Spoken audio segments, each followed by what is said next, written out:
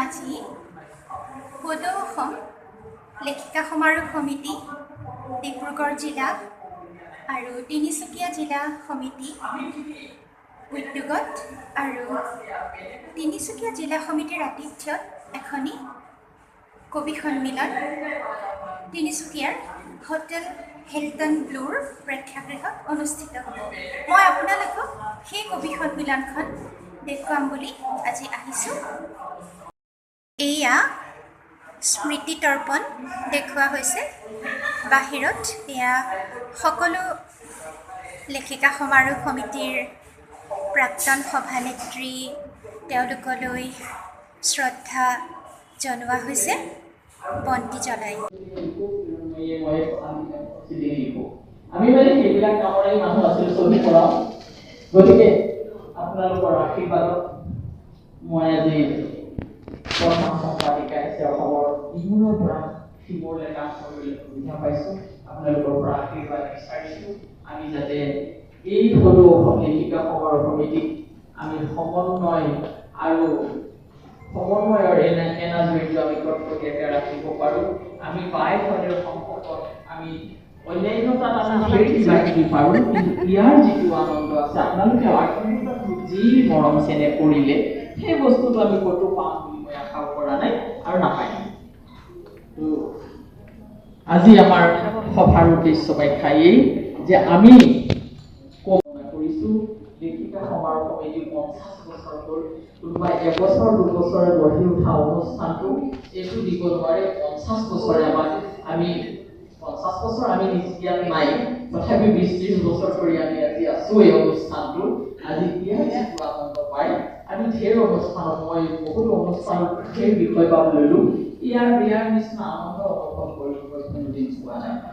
সেয়েহে মই পুনৰবাৰ শ্ৰদ্ধা নিবেদন কৰিছোঁ, আপোনালোকক সুস্বাস্থ্য দীৰ্ঘায়ু কামনা কৰিছোঁ আৰু সভাৰ উদ্দেশ্য ব্যাখ্যা আমাৰ সমন্বয় এনাজৰী কটকটীয়া আৰু আজি কবি সন্মিলন। আমাৰ অনুষ্ঠানৰ কেনেকৈ থাকি আমি সমন্বয় কেনেধৰণে ৰক্ষা কৰিম এই সম্পৰ্কটো ক'লে এইখিনি যথেষ্ট গুৰুত্বপূৰ্ণ কথা। মই তেওঁক ধন্যবাদ জনাইছোঁ। আমাৰ আজিৰ এই অনুষ্ঠানত এগৰাকী বিশিষ্ট ব্যক্তি এতিয়া আমি উপস্থিত হৈছিল, তেখেত ৰাণা চাংমাই ডাঙৰীয়া। তেখেত কৰবাত কিজানি বৰ এটা ফুটি ধৰ্ষিতা হ'ল নেকি কোনো ফুলকুমলীয়া শিশু, নতুবা জীৱনতে দক্ষ হ'ল নেকি বাৰু কোনোবাজন? সহজৰ কৰিছে কথাবোৰ। পেপুৱা লাগি সময় মাত্ৰ অপেক্ষা কৰে। পৃথিৱীৰ বাৰু কিমান দিন, পৃথিৱীৰ যে এতিয়া বৰ অসুখ। ধন্যবাদ।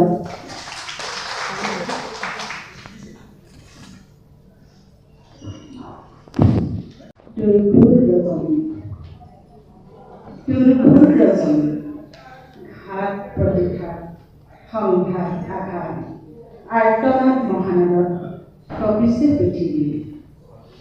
অসহায় অনিশ্চয়তা, প্ৰবঞ্চনা প্ৰতাৰণা, জুৱা ভুৱা ঠগবাজি যন্ত্ৰণা কাম ক্ৰোধ লোভ মোহ ঈৰ্ষা হত্যাৰ ৰাগী উন্মাদ পৃথিৱী। বিভৎস ৰাতিৰ কামনাত জ্বলে প্ৰকৃত লালসাৰ ছবি। বন্ধ মানৱ জাতিৰ সৰ্বশ্ৰেষ্ঠ জীৱ বুলি কোৱা পশুপক্ষীৰ মাজতো মৰম স্নেহ আছে। মনুষ্যৰূপী জানোৱাৰ তিলোত্তমাক ধৰ্ষণ কৰি হত্যা কৰি পেলালে পশ্চিমবংগৰ মেডিকেলে। এই ঘটনা ব্ৰেকিং নিউজ বাজিছে।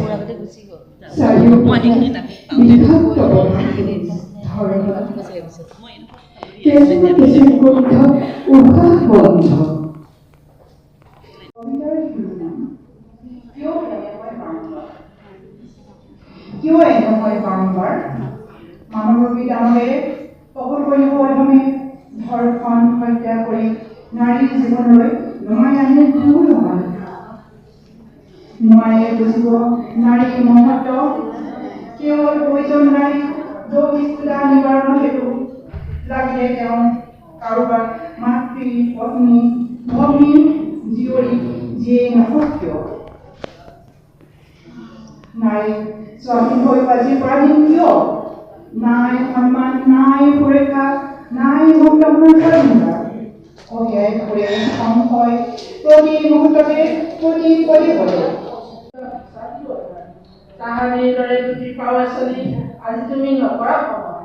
ভূটানটো দিয়ে তুমি ভ্ৰমণ কৰিব পাৰা বহু যুগত। আদিম যুগৰ এই জন্মভূমি আজি আৰু নাই। বিজ্ঞানৰ নমুনা কিমান মানে অন্তৰত দুখ দিলে সেই তাৰ পিছতে কবিতাটো ৰচনা কৰিছে। এনেকৈ আমি দৃষ্টিভংগীবোৰ কবিতাৰ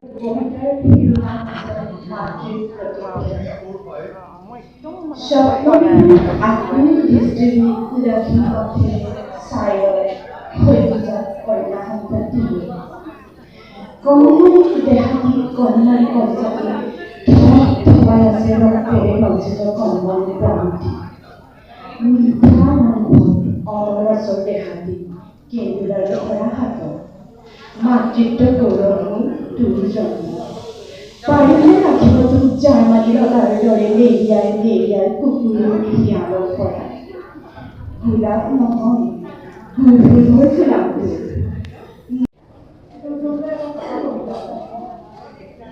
আজি মই মোৰ অন্তিম জীৱিকা মা তোমালৈ মোৰ দুখ নাই মা। তোমালোকৰ সৎ উপদেশ আৰু সৎ শিক্ষাৰ মতো উদাহৰণ হ'ব বিচাৰিছিলোঁ মই। সিহঁতৰ সকলো কাৰ্যকলাপ মনে মনে লক্ষ্য কৰিছোঁ, একো প্ৰতিবাদ নকৰাকৈ। কিন্তু এয়া কি সিহঁতৰ সাহসৰ সীমা অতিক্ৰম হোৱাৰ কথা। বহুত অসৎ কাৰ্যত লিপ্ত সিহঁতৰ বিষয়ে মই আৰু এই ৰাজপথৰ কিহৰ কীৰ্তি, এই একবিংশ শতিকাৰ সভ্য মানৱৰ উন্মাদনাৰ কীৰ্তি। আজি চৌদিশে কেৱল কোলাহল, আই বহুমতীৰ কোলাত হিংসাৰ দাবানল। আই আজি নীৰৱে উচু দিছে দেখি সন্তানৰ বিলৈ। চাৰিওফালে কেৱল হত্যা হিংসা ক্ৰোধৰ ৰকনি। আকাশ বতাহ সকলো আজি অশান্ত, চৌদিশ যেন আজি শূন্য। আজি নাই অতীতত সেই আপোন ভাৱ, নাই কোনো ভাতৃত্বৰ প্ৰেম। স্বাৰ্থপৰতাৰ গোটাশালত আজি দেখো মানৱতাৰ আৰ্তনাদ। ক'ত হেৰাম বাৰু নাহানিৰ সেই জীৱন হৃদয়বোৰ সাদৰৰ মাতবোৰ। আইন কোলাত লভিত মানৱ ৰূপত নাৰী ৰূপ লৈ আই জননী ধন্য তুমি তোমাক হত হত প্ৰধান। কিন্তু হাই আচৰ্যময় ক্ষণে ক্ষণে ৰূপ সলনিও হয়, এতিয়াহে বুজিলো।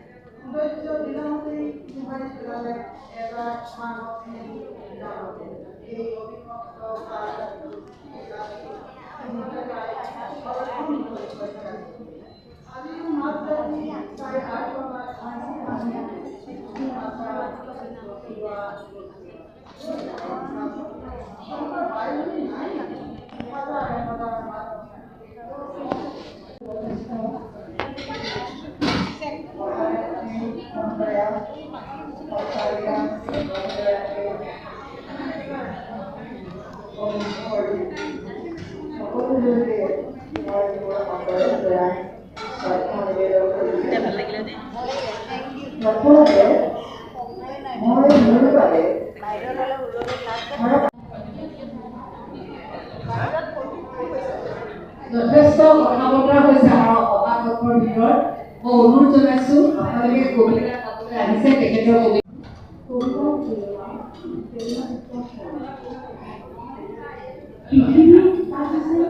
আদিম খণ্ড মানৱ সত্তাতে মৃত্যু সময়ত বন্ধ পুনৰ তক্ষকৰ দংশ নীৰৱে ভাবিয়াই কৰো মুচিবলৈ দেখাবলৈ বেগুৰি ধাৰাসাৰী শুকৰ প্লাৱনৰে পূৰ্ণকীৰ্তিৰে উপভোগ কৰা মানৱভূতি পিঠাচৰ ৰূপ দেখি ধৈৰ্য জীৱন কৰা অৱস্থা নানান আৰু দিব অঞ্জলি যাৰ হোৱা সেই মহাশ্ৰেতা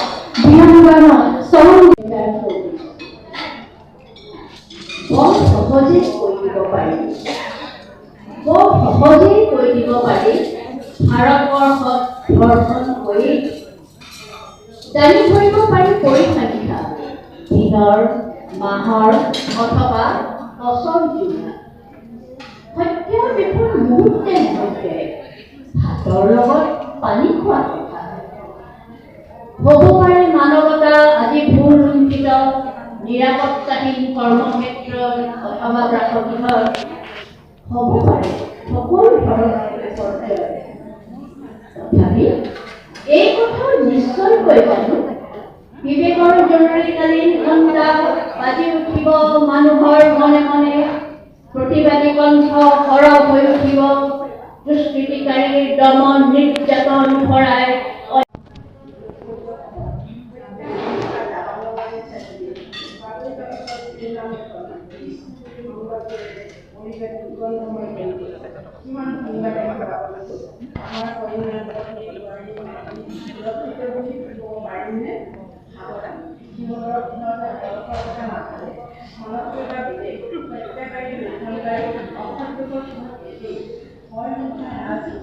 স্বাধীনতা কি কৰিলে বাকী ৰয় মানৱিক দানৱৰে মুক্ত বিচাৰক পাশবিক নৰপিশাচন কিয়নে ভাবিলি মই যে তহঁতৰ বাই বা ভৱেই হওঁ মোৰ অনুনয় বিনয়ক তাচ্ছিল্য কৰি সতীৰ্থক আঘাত কৰিলি মোৰ যন্ত্ৰণাৰ চিৎকাৰে তহঁতৰ অন্তৰ নোৱাৰিলে গলাব প্ৰকৃততে তহঁত মানুহৰূপী দানৱেই হয় মোৰ কৃষকৰ বাস্তৱ সত্যটো নিশাৰ সপোন কৃষকৰ বাস্তৱ সপোন যেন লগা দূৰৈৰ পাহাৰ ধূলি ধোঁৱাৰে যোৱা বাস্তৱৰ তাৰিখ সন্ত্ৰাসবাদ ভুল উদ্ধিত হোৱা মানৱতা আৰু সংস্কৃতি নিশা জৰ্জৰিত উপলক্ষই অশান্ত কৰি দিলে মন জীয়াই থকাৰ বাসনা মহিল শব্দ হোৱা মানৱতাৰ এই স্খলন গঢ়িব নোৱাৰে জানো অবন্ধ সুবৰ্ণময় এখন বৈকুণ্ঠ দুনিয়া পৰমাত্মাৰ জ্ঞানৰ দ্বাৰা ৰচনা গৈছিল প্ৰেম সুখ শান্তি নিজৰা বিবাহ কৰিছিল দেৱগণ দ্বাপৰত পাৱন আত্মাৰ পবিত্ৰতা খণ্ডন মনৰ মাজত ভক্তিভাৱৰ উদয়ন লগত আছে যুদ্ধ বিদ্ৰোহো আন্দোলন কলিযুগত কলাহীন নৈতিকতাৰ স্খলন মানৱতাৰ পতন পৃথিৱীত জনবিস্ফোৰণ সাম্প্ৰতিক সামাজিক পৰিৱেশে সকলো দিশতে কৰিছে প্ৰদূষণ বিবুদ্ধি কৰিছে কলিযুগৰ একেখনেই ধৰা সত্যতা প্ৰেম সুখ শান্তিৰে ভৰা হে ৰজা মহাৰজা দ্বাপৰত মঠ মন্দিৰ সাজি পূজা অৰ্চনা কলিৰ পাশ্চাত্য কৰি এচামে হাহাকাৰ সাজে আকাশ লংঘাৰ অট্টালিকা দুখীয়াৰ দৰিদ্ৰৰ বাবে নাই সজাগৰ সাজিবলৈ শ্ৰম কৰা মাটিয়ে হিংসা হত্যা লুণ্ঠন আৰু ধৰ্ষণ আছেনে এইবোৰ সামাজিক সমস্যাৰ নাম শুনা চৌদিশে প্ৰবঞ্চনা অভাৱ অনাটনৰ বেশ্যাবৃত্তিৰ লগতে দিনটোত ঘটিছে অনেক ঘটনা দুৰ্ঘটনা পিতৃ মাতৃ গুৰু গোসাঁই আদি নমনা হ'ল সেইবাবেহে ধুনীয়া বৃদ্ধাশ্ৰম প্ৰতিষ্ঠা হ'ল অৱহেলিত হ'ল আধ্যাত্মিকতা মন বচন কৰ্মত নাই স্বচ্ছতা নাই মনৰো দৃঢ়তা আছে মাত্ৰ শোষণ দুৰ্নীতি মানুহৰ বাবে বিলাসী জীৱন কটাবলৈ টকা মাথো লাগে টকা পইচাৰে দুদিনীয়া সন্মান চেনেহ শ্ৰদ্ধা কিনি ল'ব পাৰে বৰ্তমান কলিৰ প্ৰভাৱত কিছু মানুহৰ স্বভাৱ চৰিত্ৰ হৈছে বন্যপ্ৰাণীৰ দৰে ৰজা খেতি অৰাজকতা নাই ৰাজনী মানৱতা মানুহৰ মানৱৰ মাজত সূৰ্যহীন এখন আকাশ সূৰ্যহীন এখন আকাশ পায়নৰ বেলনাৰে খালাখন তল জুই ধোঁৱাই আকাশ চাইছে জুই ধোঁৱাই আকাশ চাইছে চৌদিশে যেনে চাওঁ তেনে সংকাৰ মানৱতাই এতিয়া অন্তৰীক্ষৰ কলা ডাৱৰৰ পৰা মানুহৰ সতে লুকুৱাই থাকোঁতে উজ্জ্বলি কঁপি উঠে ভয় হয় পৃথিৱীখনে নিষ্ঠুৰতাৰ কবলত পৰি নিৰৱধি উশাহ নেওতা নাৰী উত্তৰংগতাৰ পাছতো কিয় হয় বাৰে বাৰে লাঞ্ছিতা